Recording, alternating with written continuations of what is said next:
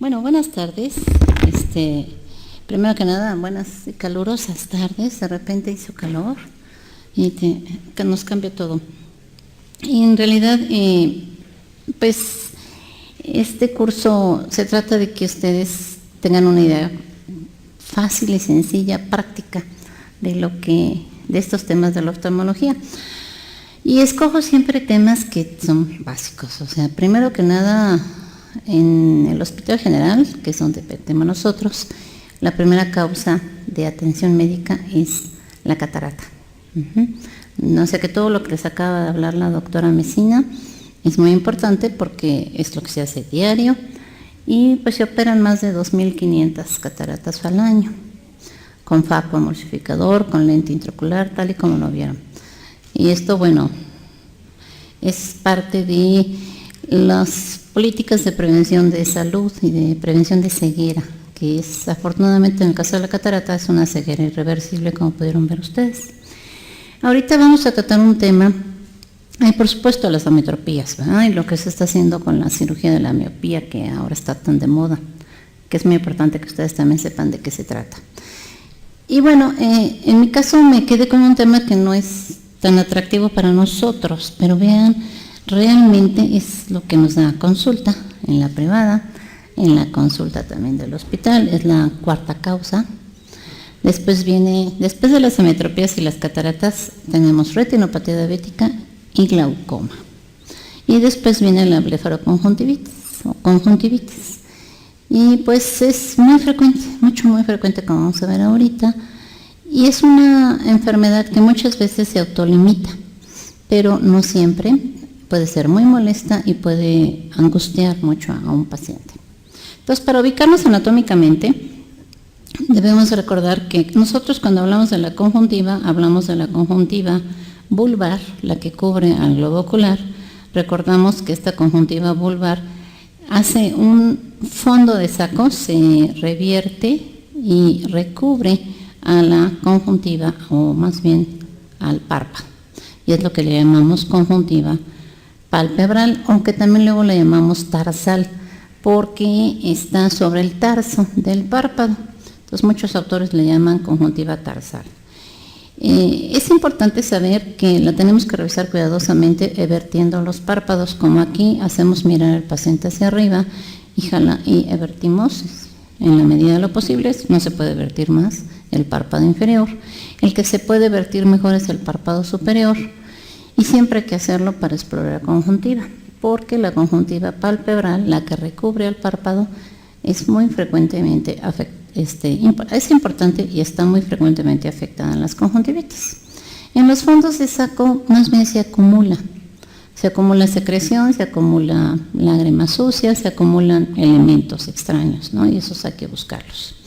El epitelio de la mucosa conjuntival, porque es una mucosa, tiene células caliciformes que producen secreción mucoide, que es muy importante porque va a absorber la capa acuosa de la lágrima, y es lo que permite que el menisco lagrimal sea perfecto y exacto sobre el globo ocular. Cuando este epitelio se daña, hay daños de epitelio corneal, que es el que está recibiendo constantemente la película lagrimal, y es el epitelio corneal está dependiendo mucho en todo de este trabajo que hace el párpado, en especial el párpado superior, para cubrir al epitelio y para que no tenga problemas. Otra característica es que hay microvellosidades que también sirven para succionar la capa acuosa de la lágrima, y es un epitelio que puede verse afectado por muchas razones inflamatorias, porque está muy expuesto, pero es una primera gran defensa. Tiene inmunoglobulinas, tiene células presentadoras de antígeno, tiene muchos elementos que pueden defendernos ante los procesos infecciosos o externos que pueden verse en este caso. Y al hablar de la conjuntivitis ya como tema, la clasificamos en aguda, crónica e hiperaguda. La aguda cuando dura menos de 4 semanas, la crónica cuando dura más de 4 semanas y la hiperaguda cuando es muy intensa y que veremos que hay casos especiales al respecto. De la fase aguda es la más común en el sentido de las infecciones. Las infecciosas casi siempre son agudas, igual que la hiperaguda. Y en la fase crónica, las alérgicas son las que van a darnos años muchas veces de reacción inflamatoria de la conjuntiva. Y cuando hablamos de conjuntivitis tenemos una serie de síntomas que con que el paciente nos los refiere ya nos ubica. Nos dice que hay prurito o comezón, no es dolor, ¿sí? Siempre hay que diferenciar el dolor. Cuando el ojo duele mucho porque tiene una inervación nasociliar, rama del trigémino, de la oftálmica, rama del trigémino, o sea, es un dolor trigeminal. O sea, duele mucho. Y eso está básicamente en la córnea, en el iris y en la esclera. Fuera de esas estructuras, el ojo no duele, puede molestar. Y en la conjuntiva lo que produce es sensación de cuerpo extraño, produce comezón o ardor. Es diferente también. La comezón es que se quieran rascar desesperadamente y el ardor es esa picazón, ¿verdad? Ellos dicen me pica el ojo. Es cuando llegamos a la Ciudad de México, después de salir fuera de México, siempre decimos me pican los ojos. Pues eso es lo que sentimos, ¿verdad? El exceso de contaminantes. El enrojecimiento es moderado, nunca es demasiado intenso y muchas veces se cede con vasoconstrictores locales derivados de la oximetazolina o la nafazolina, porque no es una congestión profunda. La congestión profunda es un efecto reflejo, pero ya de la vía ciliar, y esto ya habla de córnea o de iris y o cuerpo ciliar, entonces es diferente. Entonces hay que pensar en eso y se los voy a resaltar mucho en el diagnóstico diferencial. La baja de visión pues no es tan frecuente, más bien es el empañamiento, ¿verdad? El paciente dice que parpadea y se le quita, pero de repente se le pone como una película sucia, es la lágrima sucia, la secreción, son los empañamientos visuales.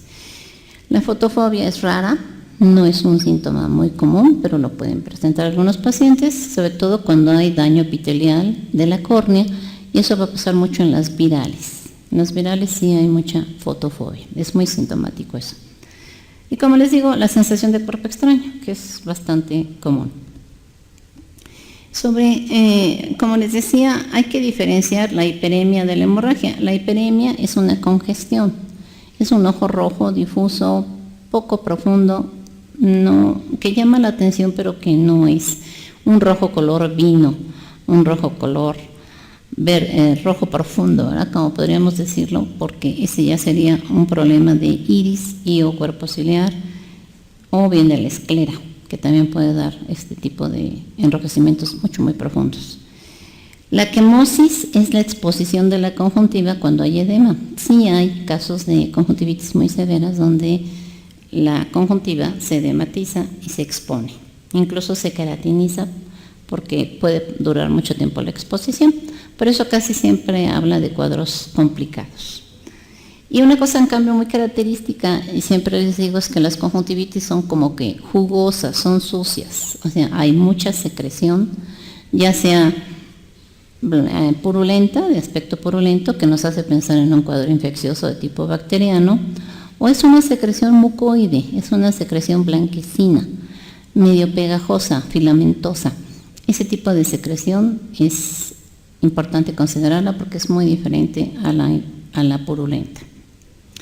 Y como veremos también hay una serie de elementos inflamatorios, como son los folículos, que son unos acúmulos de linfocitos que son redondos, que casi siempre están en lo que es la conjuntiva tarsal inferior, aquí se ven en esta parte del tarso, y esta conjuntiva tiene una serie como de elevaciones, así bolitas transparentes, que tienen un centro vascular. Hay papilas, como vamos a ver ahorita, esas casi siempre están en la conjuntiva palpebral superior, pero aquí, por ejemplo, lo que también están viendo es una membrana, o una pseudomembrana. Esto es en casos muy agresivos, ¿sí? Es cuando hay conjuntivitis por bacterias muy intensas, muy infectantes, que les puede dar una membrana. A veces tenemos que retirarlas porque molestan muchísimo y es una complicación de las conjuntivitis. Y el granuloma es muy raro, es poco frecuente. A veces podemos verlos en casos extraordinariamente raros, como puede ser la sarcoidosis. Yo una vez quité un granuloma y fue sarcoidosis, pero no me acuerdo de otro. La sarcoidosis todavía no forma parte de la historia de las enfermedades en México. Entonces aquí pueden ver los folículos, son redonditos, a veces transparentes, a veces rojos, intensos, dependiendo del grado de inflamación. Casi siempre están en el tarso inferior. Cuando están en el tarso superior, en la conjuntiva superior, hay que pensar en clamidia. Cuando están en el inferior, hay que pensar en que hay una reacción viral, fundamentalmente, o tóxica. Los fármacos, en especial algunos antibióticos y o fármacos para el tratamiento del glaucoma, frecuentemente producen folículos, y así le llamamos conjuntivitis folicular. Pero también hay unas virales, muy contagiosas, por cierto. Las papilas, en cambio, son más pálidas, son como adoquinadas. Yo digo que es un adoquinado de la conjuntiva del párpado superior. Como pueden ver, hay que vertir el párpado para verlas bien. Y pueden ser así de grandes y son muy sintomáticas, extraordinariamente sintomáticas, porque tienen millones de mastocitos, basófilos, eosinófilos, células plasmáticas. Todo eso produce mucha comezón, mucha comezón. Entonces, esto es más característico de las alergias y de las crónicas. Dentro de las conjuntivitis hay una que es la infecciosa, como les decía, y podemos irnos desde la muy grave, como es la oftalmia neonatal, que vamos a verla ahorita. Es una conjuntivitis que en países muy mal, como los países africanos, es causa de ceguera, ¿sí? Pero desafortunadamente en México es menos común. La bacteriana, que tiene sus características, la viral, y un síndrome que es viral también, que es el síndrome oculoglandular de Parino. Entonces, la oftalmia neonatal, siempre existe el antecedente del parto, que no es un parto atendido correctamente, que es un producto que ha sido atendido en un lugar sucio, y probablemente la madre trae gonococos. Entonces, en el canal del parto, en el momento del parto, viene la infección. Sucede porque no hacemos la famosa asepsia y antisepsia de las conjuntivas cuando nace un bebé, que es lo que le llamamos método de Credé, que quiere decir poner un antiséptico como iodopovidona o un antibiótico tópico para limpiar los fondos de saco y prevenir esta infección. Créanme que la clamidia es más común que el gonococo. También puede ser causa de este tipo de infecciones, pero si es gonococo es muy peligroso para el bebé, porque va a tener este tipo de infección. Es una infección muy intensa, tiene un edema palpebral terrible, apenas pueden separar los párpados y cada vez que los separan ven mucha secreción, mucha. Es difícil ver el globo ocular de lo escondidito que está por la inflamación. Y hay que limpiar esto todas las veces que sea necesario, cada 5 minutos, cada 10 minutos, hay que estar limpiando estos ojos, porque si no pueden evolucionar a úlcera corneal, con perforación, con una endoftalmitis, y de ahí irse a una meningitis, a una otitis media y hasta la muerte del paciente. Entonces tenemos un caso grave, que es la oftalmia simpática. Como les decía, en países donde, esto es muy frecuente, se considera una de las causas de ceguera en los recién nacidos. Nosotros creo que podemos decir que no es tan frecuente, afortunadamente, pero seguramente sigue existiendo y hay que evitarlo, ¿no? Si tenemos un caso, lo limpian, le limpian esos ojitos cada vez que se pueda, y le van a mandar antibiótico sistémico. También aquí voy a hablar de antibiótico sistémico como cosa rara, porque no es lo común. Lo común es que la conjuntiva reciba gotas de antibiótico, si es bacteriana, y va a mejorar. ¿Por qué? porque la recepción de la gota en el ojo es muy cómoda y llega directamente al lugar que está la infección. Entonces el tratamiento con gotas es lo más fácil y común que hacemos. Pero sí, este es uno de los casos en los que hay que hablar de antibiótico sistémico por la gravedad. ¿Sí? El gonococo es muy agresivo, perfora la córnea, provoca endoftalmitis, termina con el ojo o los ojos.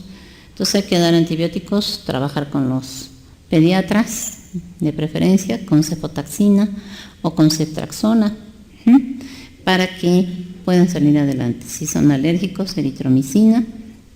Y ya los antibióticos tópicos es lo que menos nos va a ser necesario. Lo que es más importante es limpiarlos, limpiar esos ojos, quitar la secreción cada vez que sea necesaria. Con agua limpia, con agua de manzanilla, como dicen, no es mala el agua de manzanilla para la condición de secreción, porque la lágrima es muy ácida y lastima mucho los párpados. Entonces el agua de manzanilla, como es astringente, funciona en esos casos. Es de los muy pocos casos en los que nos van a oír mencionar agua de manzanilla, ¿sí? Por lo general no debe de usarse, es muy secante. Bueno, entonces como les comentaba, la Ophthalmia neonatorum es la más grave. Después viene la bacteriana. La bacteriana puede ser como lo que están viendo ustedes aquí, un ojo rojo, edematoso, lloroso, con secreción. A veces la secreción es amarilla, verdosa, espesa, se está reuniendo en los cantos, sobre todo en el canto interno, y las bacterias son muchas, ¿verdad? Como pueden ver, hemófilos, streptococcus, staphylococcus aureus, el coagulasa positivo, hasta una Neisseria, que es la que da la fase aguda. ¿Qué es lo importante de este tipo de bacterias? Pues tener una idea. Si es muy persistente y no responde a los antibióticos, cuidado, pueden hacer úlceras corneales. Es el segundo paso que hace una conjuntivitis bacteriana no tratada, desarrollar una úlcera corneal, y ya tenemos un caso muy complicado. Una úlcera corneal bacteriana puede tener una evolución muy mala. No es lo común, pero hay que considerarlo, cuando el ojo se ponga sobre todo mucho más rojo y molesto. Si es una conjuntivitis como la que les comento, que aglutina pestañas, que ensucia los párpados, que tiene secreción, limpieza. Limpieza con agua hervida, agua limpia, limpieza con agua de manzanilla. Antibióticos, aquí les menciono la tobramicina y el ciprofloxacino. A veces usamos ofloxacino, que todavía viene en el mercado, aunque es más caro, porque la ciprofloxacina se ha vuelto ya más resistente. Bueno, las bacterias se han vuelto resistentes al ciprofloxacino y a la tobramicina también. Pero no estoy hablando de quinolonas de cuarta generación, como moxifloxacino o gatifloxacino, que por ahí les dirán que hay que usarlo. No se trata de eso, ¿verdad? No es necesario. Por lo general, incluso son autolimitantes. Pueden incluso mandar lavados y se va a quitar en 7 días. Lo que pasa es que las molestias son mayores. Y para algunos autores también es importante usar esteroides. No les sorprenda que haya oftalmólogos que usen combinaciones de por ejemplo, sulfacetamida con prednisolona. Es buena combinación cuando no es muy secretante, ¿sí? Si es poco secretante, les funciona. Si es muy secretante, yo prefiero el antibiótico solo. No me gusta arriesgarme a que me vaya a dar un problema de resistencia bacteriana el esteroide, o que me dé un problema de córnea con una úlcera corneal. Entonces, mejor limpieza. Tal vez después de la fase secretante pueda usar un poco de esteroide para quitar síntomas, pero eso si tengo un paciente muy latoso, por lo general no es necesario. Y como pueden ver aquí, el Haemophilus influenza pues también puede requerir terapia sistémica, si de eso se trata, pero a lo mejor el niño ya tiene una otitis media o ya tiene una infección que les está orientando a la causa. Casi nunca hacemos cultivos, por cierto, los cultivos los hacemos cuando se repite la infección y se repite y se repite. Es mejor no dar nada, quitamos todo y mandamos un cultivo, que se frota el fondo de saco y se mete a tioglicolato y de ahí se cultiva en agar sangre, agar chocolate, incluso en saburó, porque hasta hongos puede haber, pero eso es cuando se repiten frecuentemente las conjuntivitis. Si no ese es el caso, nunca va a ser necesario.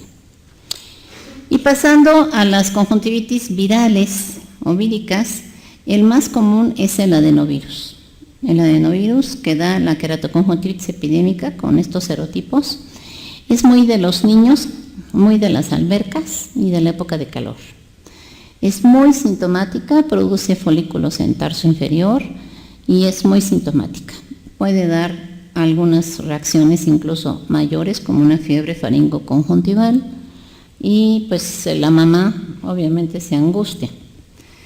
Pero por lo general es un ojo el que está más inflamado, puede tener el antecedente de las infecciones de vías respiratorias, es muy contagiosa, hay que enseñarles que no se toquen los ojos, que nada más se limpien con de preferencia una gasita o una tela de algodón limpia, para que no estén cambiando toallas, ni cama, ni dormir con alguien, ni el besito, ni el saludo.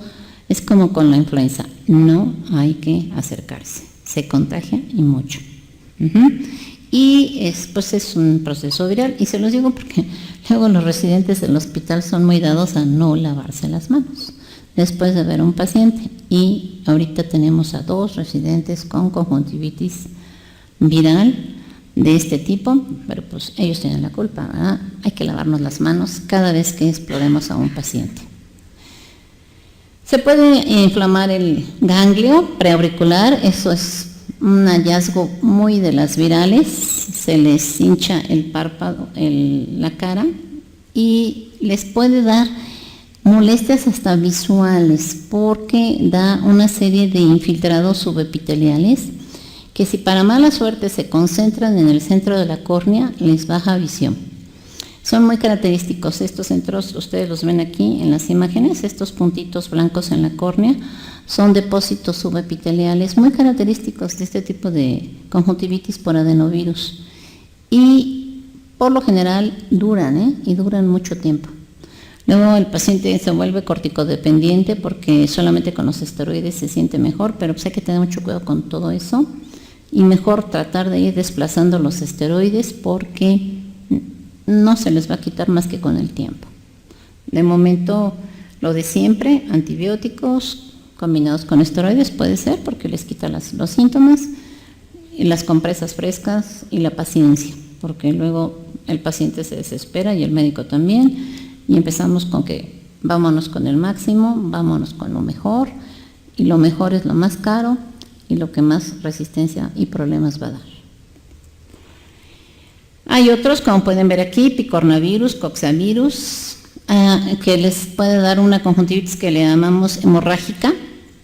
Parece, si han oído hablar de que la conjuntiva sangra, sí sangra, puede llegar a sangrar, no es un evento misterioso, no son sujetos bendecidos por nadie, sangran porque tienen una conjuntivitis hemorrágica, y verdaderamente pueden tener lágrimas con sangre. Es muy aparatoso, el cuadro clínico muy molesto por coxsackie-virus y por otro tipo de virus de este tipo. Tuvimos una epidemia hace unos 10 años en el sureste del país y fue un problema, pero bueno, finalmente fue desapareciendo. Pero de repente hay estas zonas epidémicas, ¿sí? Son áreas epidémicas, sobre todo en lugares muy cálidos. Es lo mismo, antivirales no sirven, solamente terapia tópica, agregamos el antibiótico con el esteroide para quitar síntomas y para prevenir infecciones agregadas, pero son procesos autolimitantes como muchas virosis, ¿verdad? Nada más que en las virosis muchas veces hay que dar esteroides. Los antiinflamatorios no esteroideos a nivel tópico no nos sirven en estos casos, probablemente los sistémicos, pero para control del paciente y para la tranquilidad del médico, pero son procesos que se autolimitan. En cambio el herpes sí, el herpes tiene esta lesión que parece una dendrita, y le llamamos queratitis dendrítica, precisamente por eso. El herpes sigue la trama nerviosa de la córnea y tiende a meterse a la córnea, pero puede empezar en la conjuntiva, puede empezar en los bordes palpebrales con vesículas, ¿sí? Y de ahí puede ser un herpes simple o un herpes zóster incluso. El zóster es mucho más grave. Pero pues ya aquí sí el aciclovir es nuestro fármaco de elección, no nos queda de otra. Es el único que sirve porque el herpes se está multiplicando y dividiendo en el ganglio ciliar. Pues hay que tratarlo. Pero esto en conjuntiva es menos frecuente. Esto es más frecuente en córnea. Y las clamidias son conjuntivitis que dan sorpresas. Lo más conocido es el tracoma, ¿eh? Y sabemos que en el sureste del país hay tracoma. Sabemos que tenemos un problema de transmisión porque hay falta de higiene, o sea, no tienen agua, no tienen jabón, tienen medios muy insalubres y pues ha sido un problema que no ha desaparecido, aunque digan que sí, seguirá existiendo en esa zona, por la pobreza, por la falta de limpieza que tiene. Hay otro tipo de clamidia que es la conjuntivitis de inclusión del adulto. Esta es más común en jóvenes, ¿sí? Y lo que es más en jóvenes donde hay promiscuidad sexual. Entonces esto hace que se contagien y que tengan clamidia. Ya tenemos algunos estudios en el hospital donde se buscó clamidia y se vio que el factor de riesgo más frecuente eran jóvenes que hacían alarde de tener muchas relaciones sexuales, ¿verdad? Pues por de ahí vino el problema, precisamente por las actividades que tienen. Les molesta mucho porque hacen folículos en el tarso superior, en el tracoma llegan a hacer cicatrices cuando pasa la fase aguda y esto deforma al párpado y luego dan un panus corneal que les puede crear baja de visión, entonces es grave. El linfogranuloma venéreo también, como su nombre lo indica, es por contagio sexual. Todos estos están determinados por contagio sexual, pero el tracoma de las zonas de pobreza es por falta de limpieza y por contagio de toda la familia que pues, viven muchos en un solo lugar, ¿verdad? Aquí se menciona que la mosca común también lo puede producir. Hay hasta miasis en el ojo, en los párpados. Es dramático lo que puede suceder, pero se trata de pequeños francamente abandonados, ¿no? Que están tirados en el suelo, viviendo con las moscas. Son cuadros muy graves. Como les comentaba, la conjuntiva de la clamidia es muy agresiva. Aquí vuelvo a hablar yo de complicaciones sobre la visión. No es mentira que la conjuntivitis puede afectar la visión y puede afectarla severamente con una serie de elementos como los que se muestran aquí y que están creados por la respuesta inflamatoria tan severa que induce la clamidia. Entonces pueden llegar a la ceguera, como pueden ver, con un párpado deformado, con una proliferación fibrovascular intensa. Y pues aquí el tratamiento es la tetraciclina, sobre todo. También se menciona la eritromicina, pero limpieza, orden, mejores cuidados en todos sentidos, y la tetraciclina que la llegan a usar un mes, y algunos autores hablan de 3 meses. Entonces es bastante grave lo que puede suceder si estamos hablando de poblaciones muy pobres, ¿no? Donde esto no les va a llegar. Pero esa es la terapia que damos, incluso para clamidia no tracoma, pero que sí, no tracomatis, pero que sí provoca conjuntivitis, como la de inclusión. Dentro de las conjuntivitis virales, porque sí se considera viral, es en la que le llamamos el síndrome de Parinó. Es una reacción que inflama media cara, de repente llega el paciente de un día para otro y tiene media cara inflamada, el párpado casi no lo puede abrir, y si le separamos el párpado y lo buscamos, tenemos un párpado intensamente congestivo con folículos, básicamente, y a veces con necrosis. Esto que ven blanco en el centro de la conjuntiva es necrosis del tejido. Obviamente es muy sintomático, muy molesto, tienen edema del ganglio preauricular y de las glándulas submandibulares, de las glándulas salivales. Puede haber fiebre, puede haber un estado molesto, sobre todo los pequeños, y se va a quitar otra vez con las tetraciclinas, ¿sí? Yo uso mucho tetraciclina, pero la uso porque estoy utilizando el efecto inmunomodulador que se les ha encontrado a las tetraciclinas. Es otra historia, es para otro tipo de inflamaciones, pero realmente cuando ustedes vean que nosotros mandamos tetraciclina para los ojos, no es mala la idea, es un fármaco que llega muy bien al globo ocular, a los tejidos blandos del ojo, a los párpados, a la conjuntiva, y si tenemos una infección tipo clamidia o un virus que puede ser muy resistente o muy persistente, no sabemos exactamente por qué, pero funciona la tetraciclina. Yo creo que es por el efecto inmunomodulador. ¿Perdón? Sí, lo que pasa, doctor, es que el único ungüento que tiene tetraciclina es la terramicina.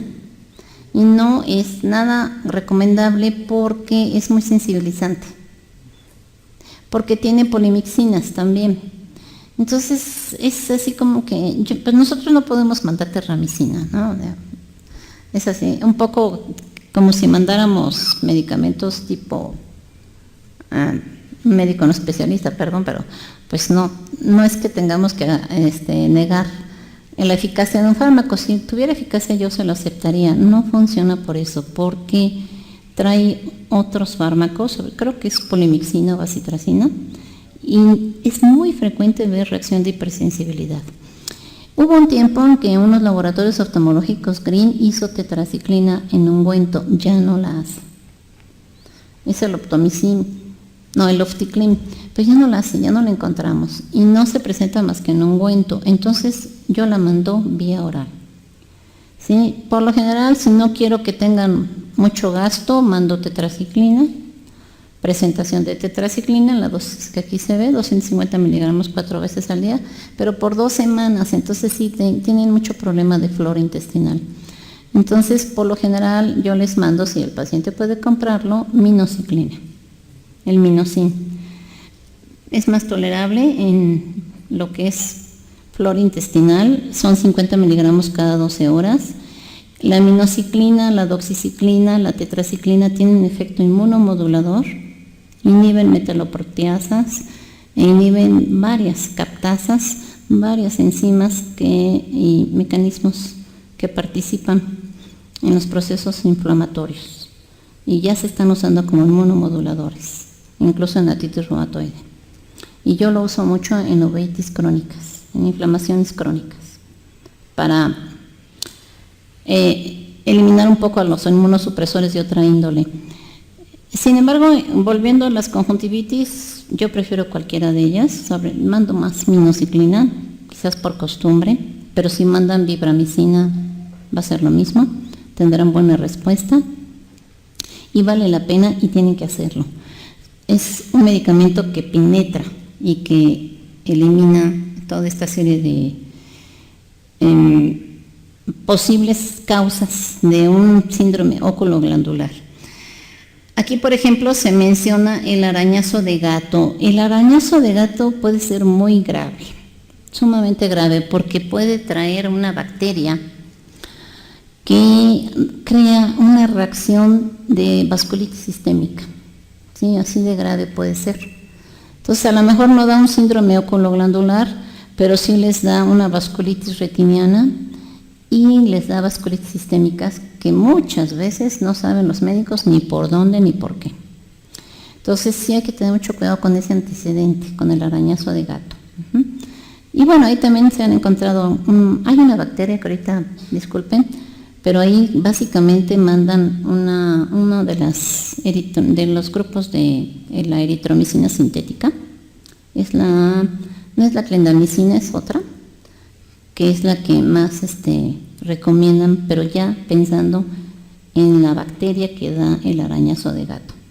Muy peligroso, muy de consideración, porque incluso, como les menciono, provoca vasculitis sistémicas, no solamente oculares.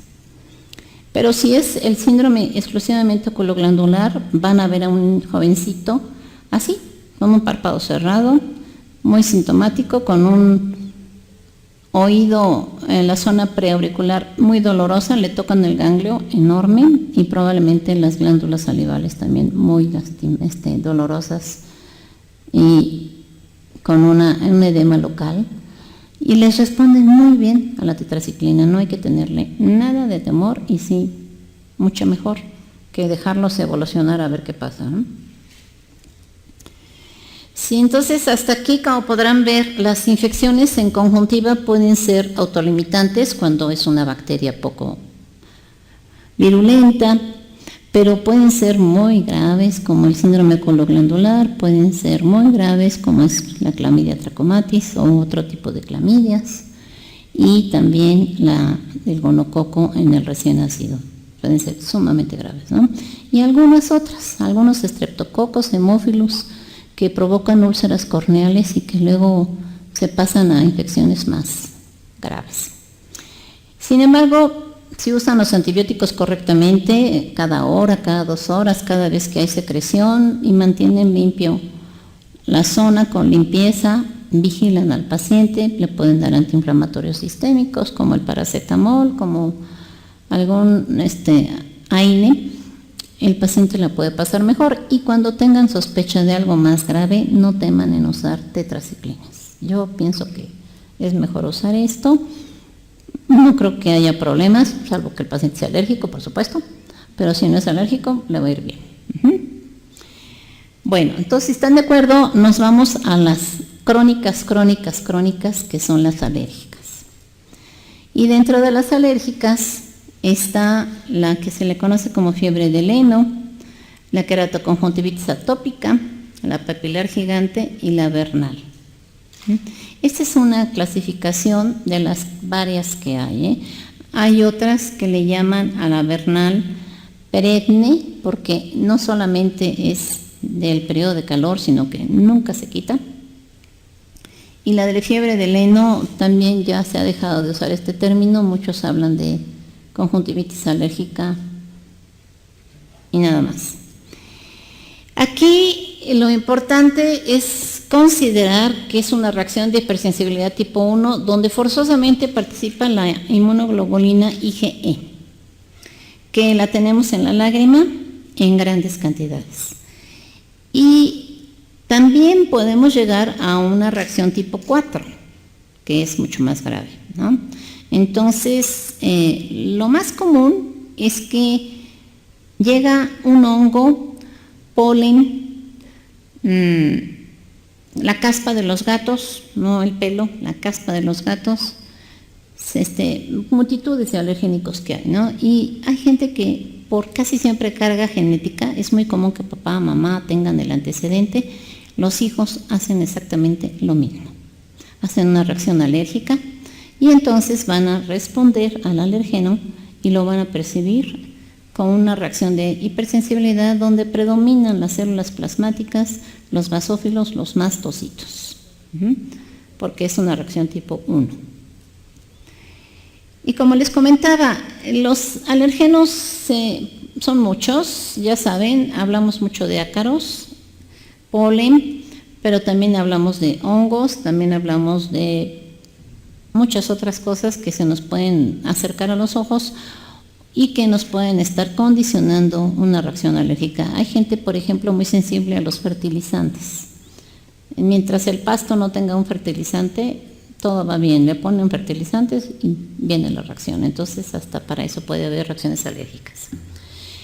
La condición es la presencia de las papilas en el tarso superior. Eso es una condición para hacer diagnóstico de conjuntivitis alérgica. Pocas, pequeñas o grandes, enormes. Y hablamos de la vernal cuando se presenta en el periodo de primavera y otoño, ¿verdad? Ahorita tenemos un periodo cercano a tener muchas conjuntivitis porque viene la sequía, viene el viento, los árboles y las plantas eliminan y polulan todo lo que pueden y empiezan las alergias. La de la fiebre del heno, como les comento, no es tan reconocida porque es difícil saber. Casi siempre el paciente viene con respuestas alergénicas porque está en el campo, pero pues a veces le pasa lo mismo que estar en la ciudad. Aquí estoy agregando, ya me estoy adelantando a las terapias. Las terapias son muy crónicas y lo que sí les pedimos es que no piensen en esteroides. Nosotros los llegamos a usar muy pocas veces porque el cuadro es muy crónico. Y si el paciente es hipersusceptible, hiperreactor a esteroides tópicos, les puede crear un glaucoma por esteroides y créanme que es una complicación muy grave.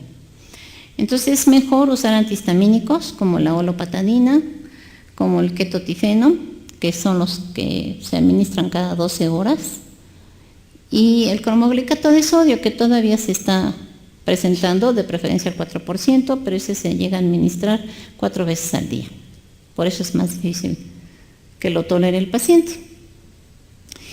Cuando hay una constante reacción, sí tenemos un ojo lastimado, y aquí ustedes han oído hablar incluso que las conjuntivitis alérgicas producen queratocono, adelgazan a la córnea. Se dice que es por el roce de el frotarse los párpados, por la comezón que les da, y que provocan apoptosis y deformidad de la córnea, probablemente. También debe de haber una carga genética ya predisponiendo a esto. El exudado, recuérdenlo, no es blanco, espumoso, mejor dicho, no es amarillo verdoso, es blanco y espumoso. Así lo debí de haber dicho. O sea, es ofilamentoso. Es un exudado mucoide. Hay mucha secreción mucoide tratando de compensar este problema que está dando la gran cantidad de papilas en el tarso superior, porque es una especie de ojo seco. Y bueno, pues las papilas, las lesiones en la córnea, aquí en este caso la imagen no es muy buena, créanme, hay mejores imágenes, no es que esta me quedó mal, pero las úlceras casi siempre son más superiores y son como un escudito, pero suficientemente sintomáticas. Las manchas o puntos de Trantas que tienen los pacientes en la periferia, en el limbo corneal, compuestas por gran cantidad de eosinófilos, también dan problema. Y pueden llegar a dar una fibrosis del tarso, porque recuerden que los eosinófilos y las células cebadas, que también andan por aquí en grandes cantidades, son células que ahora se ha demostrado que participan mucho en cicatrización, en fibrosis, sobre todo en fibrosis, crean fibrosis de los tejidos. Entonces, pues este tipo de células a largo plazo deforman al tarso y dejan cicatrices, a veces perilímbicas, que con el tiempo el paciente, lo único que nos dice es que tuvo una infección crónica mucho tiempo y a eso se debe, ¿no? A una reacción fibrosa por eosinófilos y por células cebadas, que hay muchas en estos pacientes. Volvemos al tratamiento. Esteroides, de preferencia no, porque puede haber una úlcera y la vamos a complicar. De preferencia no, porque al paciente le va a gustar mucho la respuesta del esteroide, es excelente, se siente maravillosamente bien, pero no lo quiere dejar, y si no lo deja, al cabo de 2, 3, 4, 5 semanas o meses, puede ser un paciente con glaucoma y le va a ir muy mal. El glaucoma por esteroides es muy resistente a la terapia, a la cirugía, a todo. Y bueno, a ustedes podrán ver que ahora hay una leyenda en las gotas, espero que todavía siga, que cuando tiene esteroide, un colirio, gotas con esteroides, dice que tenga cuidado porque este producto puede producir glaucoma. Se supone que esto lo establecieron hace mucho tiempo, porque verdaderamente los oftalmólogos pedimos apoyo para que la gente no se medicara con esteroides. Obviamente, el paciente que tiene una conjuntivitis más complicada en caso de las alergias es cuando su alergia está más complicada, y la más complicada es la atopia. Entonces ya el paciente viene por parte de dermatología porque tiene una atopia, porque tiene una rinitis, porque tiene una reacción muy grave, y a veces puede complicarse severamente, ¿sí? Hay cicatrización, como les digo, los eosinófilos, las células cebadas tienden a formar cicatrización y puede darles unas deformidades de conjuntivas y de párpados peligrosas. Así como ven ustedes aquí, da terror, yo siempre he dicho que da terror ver que haya papilas gigantes, ¿verdad? Pero esto lo tenemos, ¿sí? Y los pacientes sufren mucho. Gracias. Y es que verdaderamente la respuesta es terrible. Esto se presenta muchas veces por lente de contacto blando. También es otro problema, el paciente joven que no se quiere quitar los lentes de contacto. Y el lente de contacto blando les empieza a crear estas reacciones que se llamamos papilar gigante. Y luego, aunque usamos la olopatadina y el ketotifeno por meses, muchas veces no es fácil controlarlo. Actualmente usamos ciclosporina tópica, más o menos nos funciona, es muy cara. Un frasquito cuesta 450 pesos y dura un mes, entonces no es fácil, pero a veces los pacientes sufren mucho por estas conjuntivitis, son muy molestos, da mucho síntoma, mucha comezón y mucha sensación de cuerpo extraño, se dañan mucho la córnea. Esto quiere decir que las conjuntivitis no son tan inofensivas, ¿verdad? A fin de cuentas pueden ser más que agresivas a nivel ocular. Mucha gente cree que tener una conjuntivitis es cosa de terapias fáciles y lo peor del caso es que se ponen el antibiótico más caro o el esteroide más complicado, que es la dexametasona, que es el que más problemas de hipertensión ocular da. Entonces no hay que hacer eso, ¿verdad? Ni usar antibióticos como quinolonas de cuarta generación, ni siempre antibióticos, a veces podemos quitarlo con un poco de paciencia y un poco de tiempo, limpieza. Y en caso de las alergias, antihistamínicos, estabilizadores de mastocitos y volvemos a la paciencia. Tal vez antihistamínicos sistémicos, tal vez apoyo hasta con un pediatra para que el niño no se rasque los ojos, que lo traten con, pues por lo general con loratadina o con algún antihistamínico que no produzca sueño, pero luego no siempre es lo suficiente. Es muy difícil, créanme que a veces tenemos casos muy difíciles. Ahora bien, hay muchas causas de ojo rojo y es donde ya termina mi plática para no cansarlos tanto. Ya me pasé de los 40 minutos y dicen que los 40 minutos son pedagógicamente suficientes. Pero bueno, esto que están viendo ustedes aquí es un pterigión, es muy obvio, es una fibrosis, es una elastosis que se mete del canto interno casi siempre hacia la córnea. Y el paciente lo refiere con mucho tiempo de evolución, se le pone muy rojo a veces no, y se relaciona mucho al sol, sobre todo es propio de gente que se expone al sol. Aunque puede ser un citadino tan común como un dentista que no se pone protecciones y que recibe cuerpos extraños en la conjuntiva, y eso también lo desencadena, una reacción hiperelastoide de la conjuntiva que invade a la córnea. La escleritis, como les comentaba, es muy dolorosa. La esclera duele porque hay necrosis, entonces duele, es un dolor que despierta, es un dolor que no se aguanta y tiende a adelgazar la esclera y entonces da un color violáceo a la zona donde hay escleritis. La blefaritis y la conjuntivitis van de la mano, un párpado inflamado se va a llevar a la conjuntiva también, eso yo no lo separo.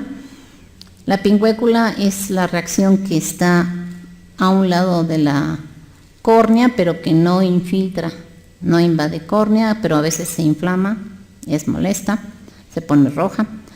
Y bueno, hay otras menos comunes, como las que se mencionan aquí, mejor prefiero que vean imágenes. Por ejemplo, están viendo la imagen superior. La imagen superior es esto, puede ser una fístula arteriovenosa que está en el cerebro, cerca de la oftálmica, y que provoca una estasis venosa, una congestión venosa tal que el paciente o la paciente en cuestión de días les llega con esta imagen, con una vasculatura muy grotesca, muy obvia, ¿verdad?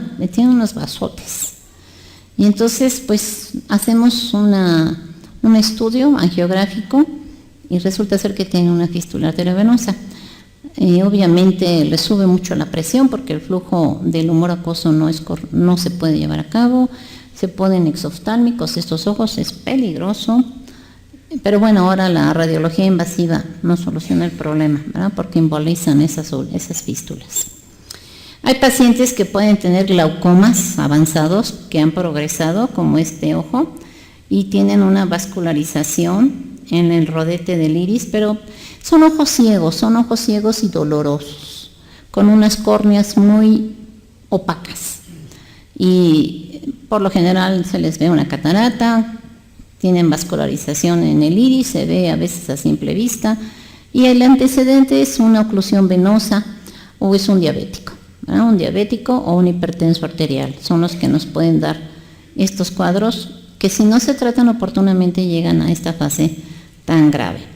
Y otra causa puede ser la inflamación de la uvea, que es lo que conocemos como uveitis, y que nos da un ojo muy rojo, muy intenso, que no responde a los vasoconstrictores, pero característicamente duele. También es muy dolorosa la uveitis anterior, sobre todo iritis por herpes, iritis por espondilitis anquilosante, por diabetes. La diabetes mellitus también nos produce inflamación del iris. Son ojos rojos, dolorosos y con baja de visión, ¿sí? Porque está muy inflamado ese ojo y hay una respuesta vasomotora importante. Nada que ver, si ustedes se fijan, con la secreción, con el edema de párpado, con lo que les mencioné, no tienen sensación de cuerpo extraño. Lo que tienen es un ojo rojo con dolor y fotofobia. Eso es diferente a lo que creo yo que les he estado mencionando más frecuentemente. Muy bien. Creo que aquí terminamos. Bueno, un ectropio es una exposición del globo ocular y no vayan a veces nos da a pensar que es una conjuntivitis, pero pues no, es un párpado que probablemente se corresponde a un ancianito o a un traumatismo que provocó la exposición de la conjuntiva y por eso está roja. Y un ojo seco, con mala calidad de lágrima, puede dar síntomas. Más que ojo rojo, da síntomas conjuntivales, porque da mucha sensación de cuerpo extraño, pero no son tan rojos ni tienen secreción. Al contrario, tienen un mínimo de secreción y es mucoide. Pero, pues, si tiene artritis reumatoide, si tiene antecedentes que nos haga pensar en el ojo seco, pues pensaríamos más en eso que en otra cosa. Y bueno, si gustan, no sé si tengan preguntas o les pueda comentar algo. Gracias.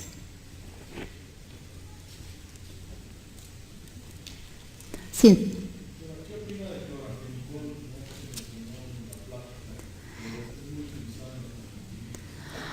Pues precisamente no lo mencioné porque tenemos una alta resistencia al cloranfenicol.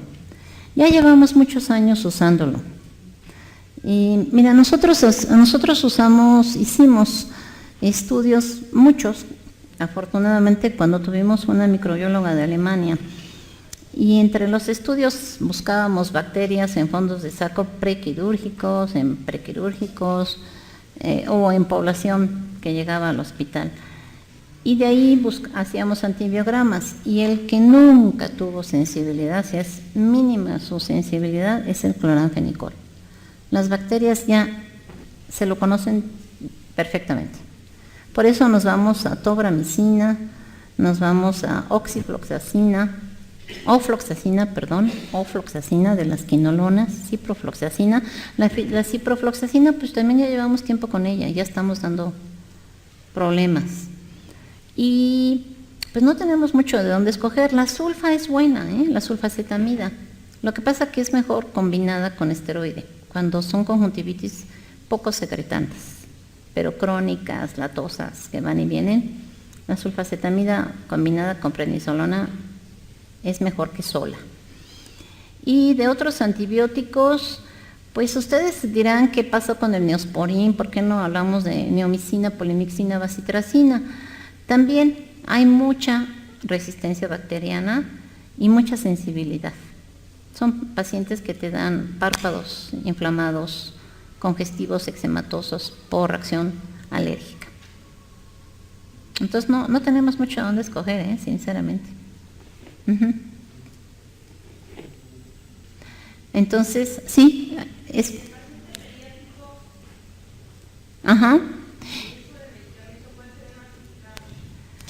En el paciente pediátrico tenemos todavía, usamos tobramicina, no es una dosis demasiado alta, como para aminoglucósido, que le afectara su oído, 5 veces al día o algo así. Podemos usar ciprofloxacina también pocas veces. Y lo que llegamos a usar mucho son ungüentos de sulfacetamida con prednisolona o tobramicina con prednisolona en el paciente pediátrico, pero salvo casos graves como los que les mencioné, la administración es de 3-4 veces al día y por lo general evolucionan fácilmente, ¿no? Porque no son infecciones como las del adulto. Entonces la limpieza es más importante en ellos y hay que cuidar mucho el saco lagrimal. Es muy común que confundan una dacriostenosis, la obstrucción del saco lagrimal congénita, la confunden mucho con la conjuntivitis porque hay secreción, pero si le dan un apretón al saco lagrimal, ven cómo sobresale la secreción y es mucoide, blanquecina. Entonces están con una dacriostenosis y en ese caso el masaje rompe las bridas y la limpieza. Porque realmente es la pregunta que siempre me dicen, bueno, ¿qué hago? ¿Qué hacemos con los niños? Pues es poco lo que podemos hacer. Tenemos pocos antibióticos, pero pues, darlos en dosis bajas, fundamentalmente. No podemos usar dosis altas, salvo casos graves. Es la misma persona, pero no sé si le contesto primero acá y luego allá.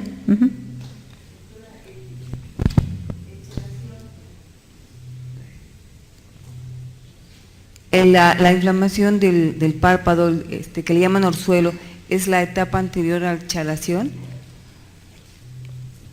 Se supone que el orzuelo es una glándula pequeña, que es la glándula de Sais, y el chalación es una glándula mayor, es la glándula de Meibomio. Pero depende del autor. Hay autores que te dicen que es el orzuelo de las glándulas de Sais, que es una glándula chiquita, que se tapa y que se inflama. Es una glándula sebácea. Es un orzuelo externo. Y el chalación le llaman orzuelo interno porque es la glándula de Meibomio, que es una glándula muy grande que corre por la placa tarsal y cuando se tapa, si no la drenamos a tiempo, tiende a dar un problema básicamente de granuloma, o sea, se encapsula. Y entonces ya no drenan con el calor local, con la limpieza, y entonces es cuando hablamos de chalación, cuando se ha encapsulado. En realidad, en el medio trabajamos más el concepto de chalación cuando se ha encapsulado, que muchas veces tenemos que drenarlo, abrirlo, drenarlo, y en cambio cuando hablamos de orzuelo hablamos de una fase aguda, y es una glándula pequeña que se ha tapado, casi siempre glándulas de Sais, y esas drenan con calor. Un poco de esteroide con antibiótico en ungüento soluciona el problema más rápido. Esa es la diferencia.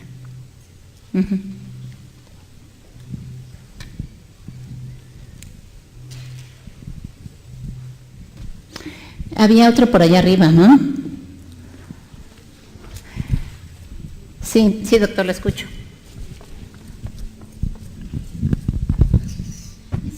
Doctora, en cuanto al uso de la dexametasona, que sería un esteroide más noble, ¿qué opina? Y en cuanto a conjuntivitis por hongos. Gracias. A ver, la primera, ¿cuál fue? De la dexametasona. Mala. Para conjuntivitis, mala respuesta, porque tiende mucho a la hipertensión ocular. Es mejor la prednisolona o la prednisolona en fosfato, incluso no en acetato, para que no se absorba tanto. Pero la dexametasona tiene el defecto de que es muy hiperreactor. Es la que más problemas te va a dar de hipertensión ocular. Y te responde igual una fluorometolona, una prednisolona. A veces es mejor la prednisolona que la dexametasona. Lo único malo es que la combinan mucho. La combinan mucho los laboratorios. Pero no es ninguna ventaja y mucha desventaja. Y en cuanto a conjuntivitis por hongos, que no es muy común. No, es bastante rara. Ahí es cuando la conjuntivitis puede... El hongo que te puede afectar es el Aspergillus, porque es parte de la flora de la vía lagrimal. Entonces casi siempre tienes un saco lagrimal inflamado y es el que te puede dar una conjuntivitis micótica. Ahí es donde hay que sospecharlo, porque por lo demás recuerda que el hongo penetra si hay destrucción de epitelio, si no, no puede. La flora lo destruye. Y claro, se mete a la córnea cuando hacemos un mal uso de los antibióticos y los esteroides. Es por eso que les digo que vean siempre la córnea y la tienen que ver transparente. Si le ven un puntito blanco por ahí, cuidado, es una úlcera y eso ya es la indicación del tratamiento, ¿no? ¿Sí?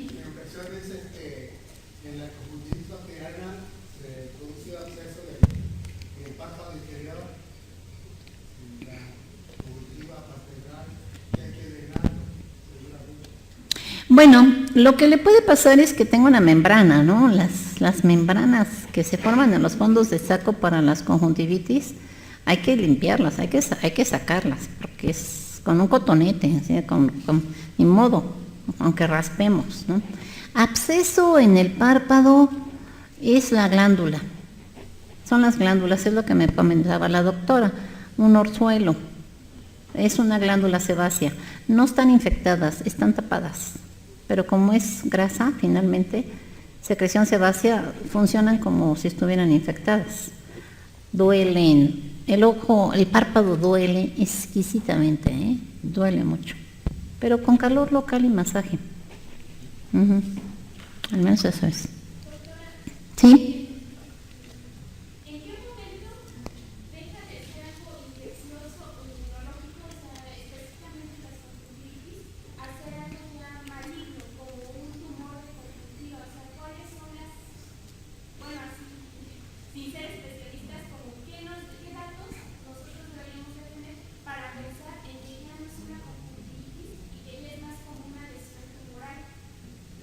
Cuando se parecen a lesiones únicas que te pueden dar imágenes irregulares, por ejemplo el carcinoma epidermoide, que es el tumor maligno más común de la conjuntiva, te da una elevación irregular y persistente. Entonces, pues en esos casos hay que hacer una excisión completa y llevar la patología, no confiarnos, porque sí hay carcinomas epidermoides, que por cierto los han relacionado mucho al papilomavirus, pero es una lesión localizada, grande, puede ser chica o grande, pero persistente. Entonces, eso hay que quitarlo.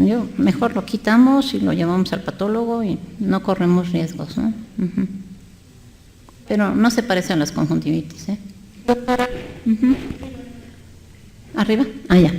Buenas tardes, doctora. Buenas tardes. Una pregunta. ¿Cuál sería el mejor tratamiento para un paciente pediátrico que realiza conjuntivitis cada vez que se expone al sol, pero además también se le hace el edema palpebral? El edema palpebral es porque tiene papilas en el tarso. Esos niños tienen ojitos cansados, como si tuvieran sueño. Y es por las papilas en el tarso. Hay una pseudotosis. Y me imagino que eso es a lo que te refieres. Seguramente lo sabes. Sí, lo que pasa es que mi sobrino es un paciente de 2 años Sí. y cada que se expone al sol hace conjuntivitis, obviamente se le hace el rojo. Sí, sí, es una conjuntivitis como tipo vernal. fotofobia, Ujú. y sí, se le hace el ojo muy chiquito, pues. Ajá, hay hipertrofia de glándulas, de papilas. Se llena de, seguramente si viertes el párpado le vas a ver muchas papilas. Usa olopatadina, usa ketotifeno, algunos vasoconstrictores locales también ayudan un poco a quitar sintomatología. Luego hasta los lubricantes funcionan porque estás lavando, haciendo un lavado mecánico con un lubricante, cualquiera de los muchos que hay mucho lubricante ocular. Y las compresas frías cuando hace calor, ¿eh? Pero pues sinceramente son casos muy crónicos, ¿eh? En casos muy muy severos hay que usar ciclosporina tópica, que es el Modusic. Lo mandamos 4 veces al día, Modusic. ¿Por cuánto tiempo? El tiempo que sea necesario. Pueden pasarse meses. Sí, ese es el problema. A veces son meses porque son meses de calor y de alergia. Muchas gracias. Ok. Bueno, entonces pues ya una última pregunta y ya los dejo porque viene la siguiente ponencia. No, tienen descanso, ¿verdad? Un receso. ¿Con qué técnica y con qué recomienda el lavado para el cuidado de lavado ocular? La técnica más cómoda es la de las gotas. Ese lavaojos se me hace lo más complicado del mundo. El paciente te dice, hay gente que se acomoda, pero es muy complicado, ¿no? Ácido bórico. El ácido bórico es uno de los conservadores que traen los colirios. El agua de manzanilla, como les decía, nada más cuando hay secreción con edema de párpado para evitar la acidez de la lágrima en la piel, porque es muy ácida la lágrima. Entonces eso te ayuda, nada más. Es para lo único que te sirven las gotas de manzanilla. Pero gotas, decirle al paciente que la pase un goterito limpio y gotas. Porque el lavaojos ya ni lo venden. Hace mucho había uno que se llamaba Labofteno, ¿no? Que venía con su copita. Es de lo más complicado, ¿eh? Y todavía hay gente que prepara agua de sal. Pero yo les digo que a 1 litro de agua le agreguen una cucharada de sal rasa. Y sí, eso es lo más económico. Y es muy bueno hasta para las alergias, por cierto. Pero si no, solución fisiológica. O sea, lo que hay que hacer es mecánicamente estar quitando lo que le esté molestando. Uh-huh.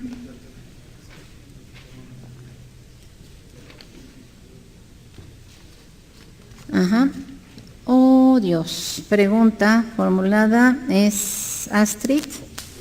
El manejo del chalación, su opinión, inyección intralesional de triamcinolona versus curetaje. Sí, yo en lo personal sí he llegado a inyectar, como no me gusta hacer nada en mi consultorio porque quitar un chalación parece que no, pero los asusta. Entonces prefiero inyectar una décima de esteroide. Casi siempre tengo fosfato de dexametasona. Y le inyecto un poquito al chalación y se baja bastante bien. Duele mucho, pero después se baja el chalación.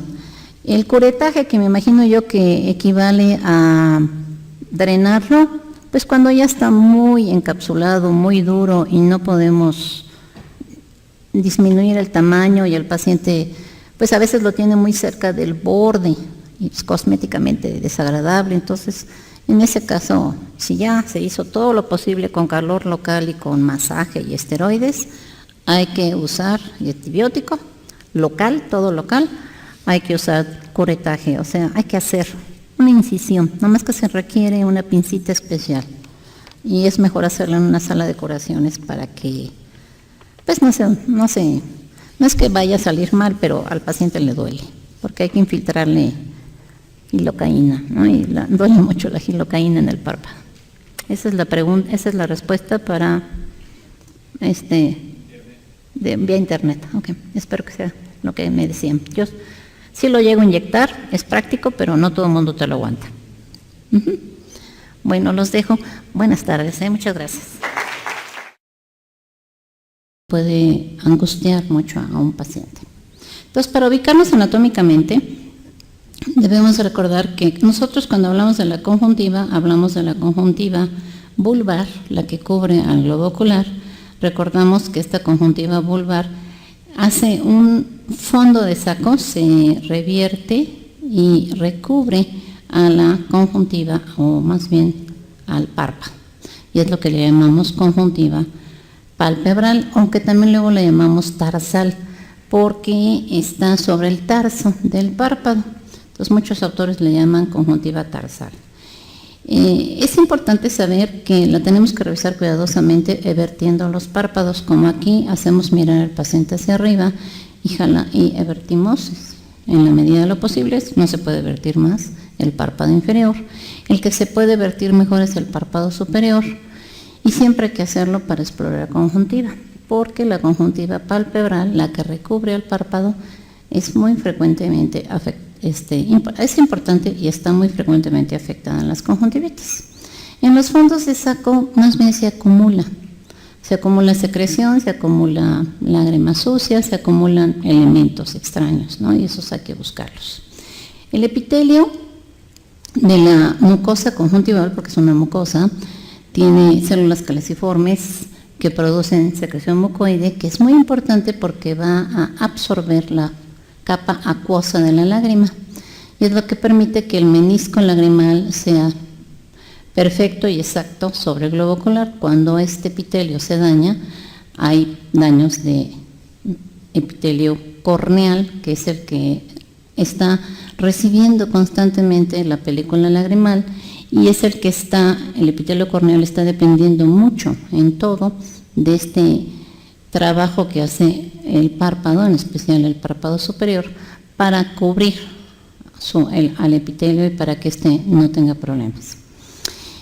Otra característica es que hay microvellosidades que también sirven para succionar la capa acuosa de la lágrima, y es un epitelio que puede verse afectado por muchas razones inflamatorias, porque está muy expuesto, pero es una primera gran defensa. Tiene inmunoglobulinas, tiene células presentadoras de antígeno, tiene muchos elementos que pueden defendernos ante los procesos infecciosos o externos que pueden verse en este caso. Y al hablar de la conjuntivitis ya como tema, la clasificamos en aguda, crónica e hiperaguda. La aguda cuando dura menos de 4 semanas, la crónica cuando dura más de 4 semanas y la hiperaguda cuando es muy intensa, y que veremos que hay casos especiales al respecto. De la fase aguda es la más común en el sentido de las infecciones. Las infecciosas casi siempre son agudas, igual que la hiperaguda. Y en la fase crónica, las alérgicas son las que van a darnos años muchas veces de reacción inflamatoria de la conjuntiva. Y cuando hablamos de conjuntivitis tenemos una serie de síntomas que con que el paciente nos los refiera ya nos ubica. Nos dice que hay prurito o comezón, no es dolor, ¿sí? Siempre hay que diferenciar el dolor. Cuando el ojo duele mucho porque tiene una inervación nasociliar, rama del trigémino, de la oftálmica, rama del trigémino, o sea, es un dolor trigeminal, o sea, duele mucho. Y eso está básicamente en la córnea, en el iris y en la esclera. Fuera de esas estructuras, el ojo no duele, puede molestar. Y en la conjuntiva lo que produce es sensación de cuerpo extraño, produce comezón o ardor. Es diferente también. La comezón es que se quieran rascar desesperadamente y el ardor es esa picazón, ¿verdad? Ellos dicen me pica el ojo. Es cuando llegamos a la Ciudad de México, después de salir fuera de México, siempre decimos me pican los ojos. Pues eso es lo que sentimos, ¿verdad? El exceso de contaminantes. El enrojecimiento es moderado, nunca es demasiado intenso, y muchas veces se cede con vasoconstrictores locales derivados de la oximetazolina o la nafazolina, porque no es una congestión profunda. La congestión profunda es un efecto reflejo, pero ya de la vía ciliar, y esto ya habla de córnea o de iris y o cuerpo ciliar, entonces es diferente. Entonces hay que pensar en eso y se los voy a resaltar mucho en el diagnóstico diferencial.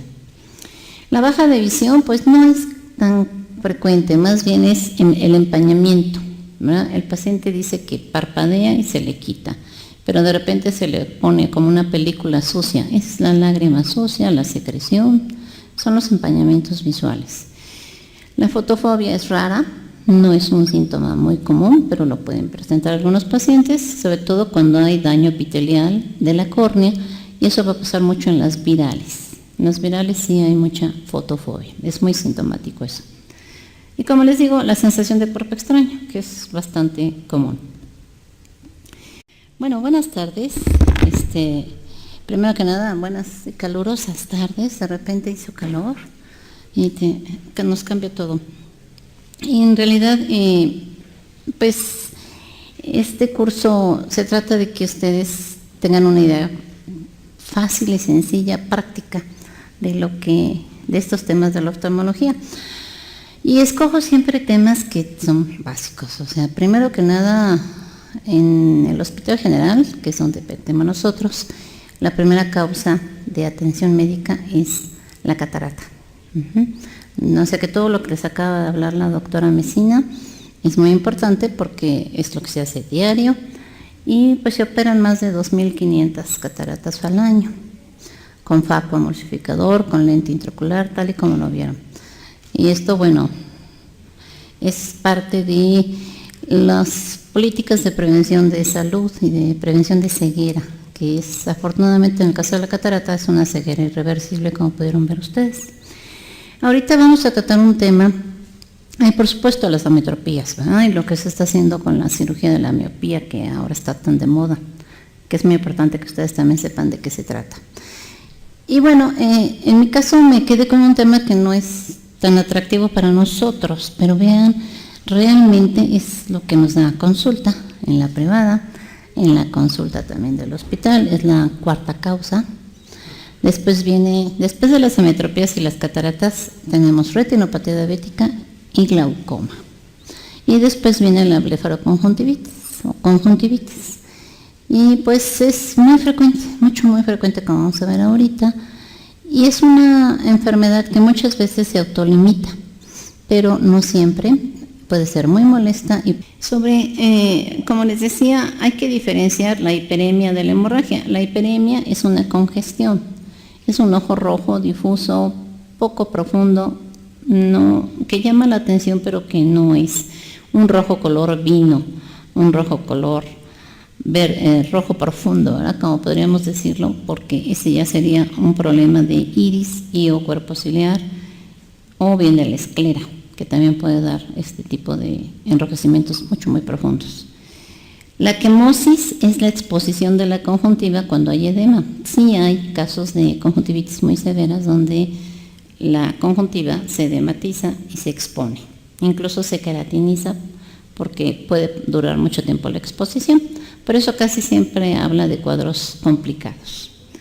Y una cosa en cambio muy característica, y siempre les digo, es que las conjuntivitis son como que jugosas, son sucias. O sea, hay mucha secreción, ya sea purulenta, de aspecto purulento, que nos hace pensar en un cuadro infeccioso de tipo bacteriano, o es una secreción mucoide, es una secreción blanquecina, medio pegajosa, filamentosa.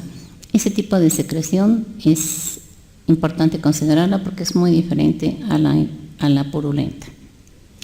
Y como veremos también hay una serie de elementos inflamatorios, como son los folículos, que son unos acúmulos de linfocitos que son redondos, que casi siempre están en lo que es la conjuntiva tarsal inferior. Aquí se ven en esta parte del tarso. Y esta conjuntiva tiene una serie como de elevaciones, así bolitas transparentes, que tienen un centro vascular. Hay papilas, como vamos a ver ahorita, esas